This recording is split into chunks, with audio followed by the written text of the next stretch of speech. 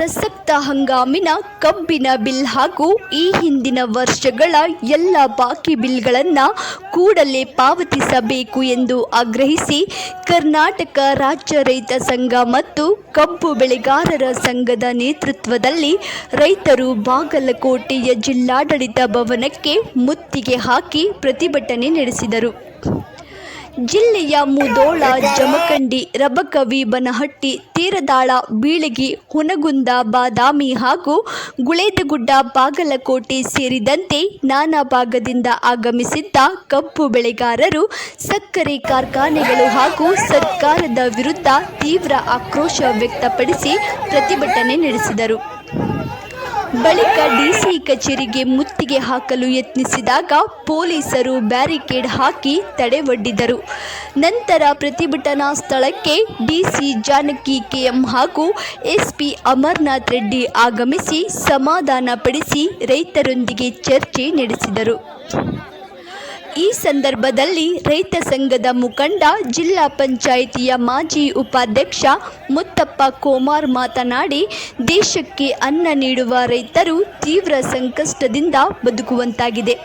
ಸರ್ಕಾರ ಹಾಗೂ ಸರ್ಕಾರಿ ನೌಕರರಿಗೆ ರೈತರಿಂದ ಅನ್ನದ ಬಟ್ಟಲು ತುಂಬುತ್ತಿದೆ ಎನ್ನುವ ಕಲ್ಪನೆಯಿಲ್ಲದೆ ಬದುಕುತ್ತಿದೆ. ರೈತರಿಗೆ ನೋವು ಆದಾಗ ಯಾರೊಬ್ಬರು ಕೂಡ ಬರುತ್ತಿಲ್ಲ. ವರ್ಷ ಪೂರ್ತಿ ಕಷ್ಟಪಟ್ಟು ದುಡಿದು ಕಾರ್ಖಾನೆಗಳಿಗೆ ಕಬ್ಬು ಪೂರೈಕೆ ಮಾಡಿದರೂ ಸಹ ಹಣ ಸಂದಾಯ ಮಾಡುತ್ತಿಲ್ಲ. ಸರ್ಕಾರ ಅಧಿಕಾರಿಗಳು, ಜಿಲ್ಲಾ ಉಸ್ತುವಾರಿ ಸಚಿವ ಆರ್.ಬಿ. ತಿಮ್ಮಾಪುರ್, ಸಚಿವ ಶಿವಾನಂದ ಪಾಟೀಲ್ ಅಧಿಕಾರದ ಅಮಲಿನಲ್ಲಿ ಇದ್ದಾರೆ ಎಂದು ಆಕ್ರೋಶ ವ್ಯಕ್ತಪಡಿಸಿದರು.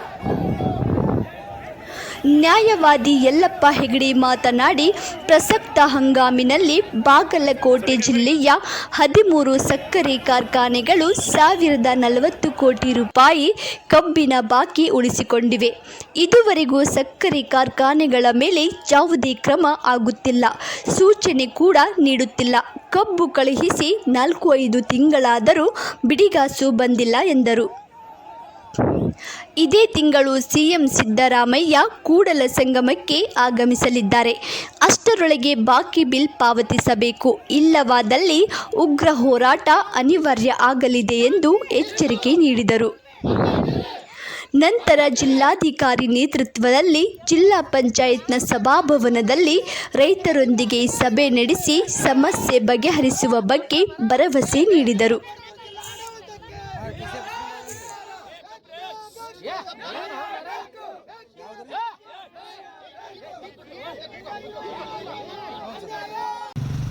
ನಿಮ್ಗೆ ಮಾನವೀಯತೆ ಐತಿಲ್ಲೋ? ಏನು 4 ಮಂದಿ ಬರ್ರಿ, ಏನು ಎದಕ್ಕೂರು ನೀವೇನು ರಾಜ ಮಾರಾದ್ರ? ಏನು 4 ಮಂದಿ ಅಲ್ಲಿ ಹೋಗಿ ನಿಮ್ಮ ಕೂಡ ಮಾತಾಡಿ ಯವ್ವ ಯಾಕ ಅಂತೇಳಿ 4 ನಾವು ಭಿಕ್ಷುಕ್ರ?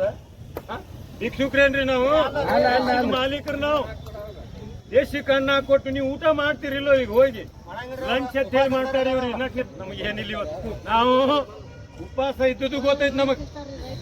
ನಾವು ವನವಾಸನು ಮಾಡ್ಯಾದೇವು, ನಮಗೆಲ್ಲ ಗೊತ್ತೈತಿ. ಈಗ ಸದ್ಯ ಹಿಂದ ಆಶೆ ಹೋಗಿ ನೀವು ಮನ್ಯಾಗ ಊಟ ಮಾಡ್ತಿರಲ್ಲ, ಪ್ಲೇಟ್ನಾಗ ಬರ್ತತಿಲ್ಲ. ಎಲ್ಲಿ ಮನ್ಯಾಗ ಯಾರೋ ಆಳುಗಳು ಅಡುಗೆ ಮಾಡಿ ಇಟ್ಟಿರ್ತಾರೆ, ನಿಮ್ಗೆ ಪ್ಲೇಟ್ನಾಗ ಟೇಬಲ್ ಮೇಲೆ ಹಾಕಿಡ್ತಾರಲ್ಲ. ಒಂದು ಕ್ಷಣ ಅನ್ನ ಮುಟ್ಬೇಕಂದ್ರೆ ಇಲ್ಲಿ ನೋವು ಏನೈತೆ ಅನ್ನುವಂಥದ್ದನ್ನ ನೀವು ಅರ್ಥ ಮಾಡ್ಕೊಂಡು ಅದನ್ನ ಬಾಯಾಗ ಹಾಕೋಬೇಕು. ಬ್ಯಾರಿಕೇಡ್ ಹಾಕಿ ನಮ್ಮ ತಾಯಿ ಅಂದ್ರನ ರೈತರನ್ನ ಕಬ್ಬಿನ ಬಿಲ್ ಕೇಳಾಕ್ ಬಂದಿರತಕ್ಕಂಥ ಹೊರಗೆ ನಿಂದರ್ಸಿ ಜಿಲ್ಲಾಧಿಕಾರಿಗಳು, ಎಸ್ಪಿಗಳು, ಕೂಡಲ ಸಂಘದ ಅರ್ಥ ಹೇಳಿದ್ರೆ ಯಾರು? ಡಿಎಸ್ಪಿ ಅವ್ರು ಎಡಸ್ನಲ್ಲಿ ಎಸ್ಪಿನೂ ಇದ್ರು.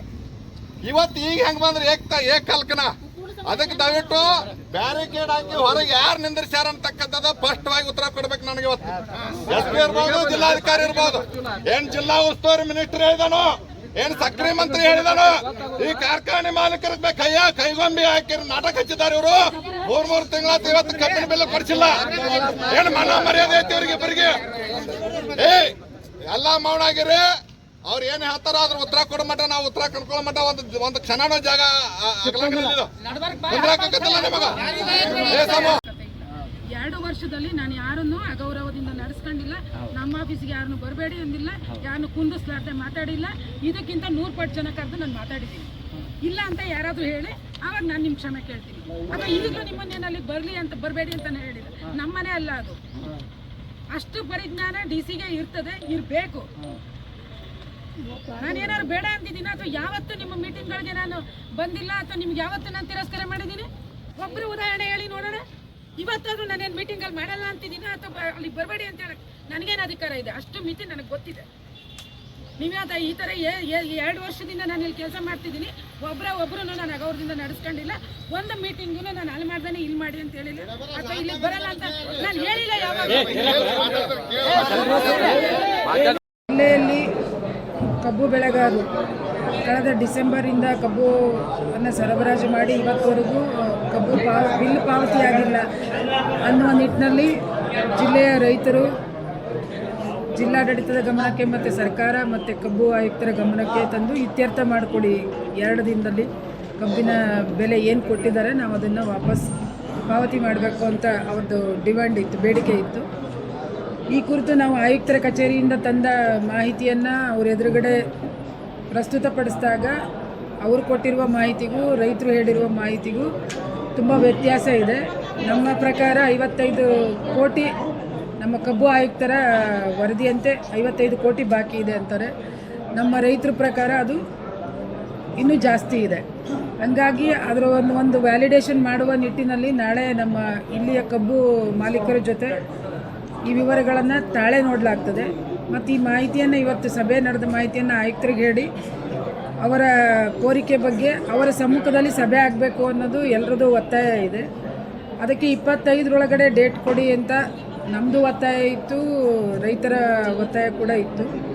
ಅವ್ರು ಬೇರೆ ಬೇರೆ ಕಾರಣದಿಂದ ಅಷ್ಟರೊಳಗೆ ಆಗ್ತಿಲ್ಲ ಅಂತಿದ್ದಾರೆ. ಆದಾಗ್ಯೂ ನಾವು ಮತ್ತೆ ಇನ್ನೊಂದು ಸರ್ತಿ ಅವ್ರ ಜೊತೆ ಮಾತಾಡಿ ಅಷ್ಟರೊಳಗೆ ಆಯುಕ್ತರ ನೇತೃತ್ವದಲ್ಲಿ ಸಭೆ ಮಾಡುವ ತೀರ್ಮಾನ ಮಾಡಿದ್ದೀವಿ. ಜೊತೆಗೆ ರಿಕವರಿ ಸರ್ಟಿಫಿಕೇಟ್ ಇಶ್ಯೂ ಆಗಿರುವಂತಹ ಕಾರ್ಖಾನೆಗಳ ಬಗ್ಗೆ ಈಗಾಗಲೇ ಸಮಯ ವಿಳಂಬ ಆಗಿದೆ. ನಮ್ಮ ತಹಶೀಲ್ದಾರ್ ಮತ್ತು AC ಕೂಡಲೇ ಕಾರ್ಯೋನ್ಮುಖರಾಗಿ 3-4 ದಿನಗಳ ಒಳಗಡೆ RC ಇಶ್ಯೂ ಏನಾಗಿದೆ ಆ ಎಲ್ಲ ಕಾರ್ಖಾನೆಗಳ ವಿರುದ್ಧ ಕ್ರಮ ಜರುಗಿಸಿ ಬಿಲ್ ಪಾವತಿ ಮಾಡಬೇಕು ಅನ್ನೋ ನಿರ್ದೇಶನವನ್ನು ನಾನು ಅವ್ರು ಮೊನ್ನೆ 21ನೇ ತಾರೀಕು ಬಂದಾಗ ಕೂಡ ಹೇಳಿದ್ದೀನಿ. ಇವತ್ತು ರೈಟಿಂಗಲ್ಲಿ ಕೊಡ್ತೀನಿ. ಇಲ್ಲ ಅಂದರೆ ಅವ್ರ ಮೇಲೆ ಶಿಸ್ತು ಕ್ರಮ ಆರಂಭ ಮಾಡೋಕ್ಕೆ ಕೂಡ ನಾನು ಶುರು ಮಾಡ್ತೀನಿ. ಒಂದು 3 ದಿನ ಅವರು ಟೈಮ್ ಕೇಳಿದ್ದಾರೆ. ನಾನು 1 ವಾರ ಅಂತ ಅವ್ರಿಗೆ ಹೇಳಿದ್ದೀನಿ. ನಾನು 3 ದಿನ ಟೈಮ್ ಒಳಗಡೆ ನಮ್ಮ RC ಇಶ್ಯೂ ಆಗಿರುವ ಕಾರ್ಖಾನೆಗಳದ್ದು ಇದು ಆಗಬೇಕು. ಮತ್ತು ಇನ್ನು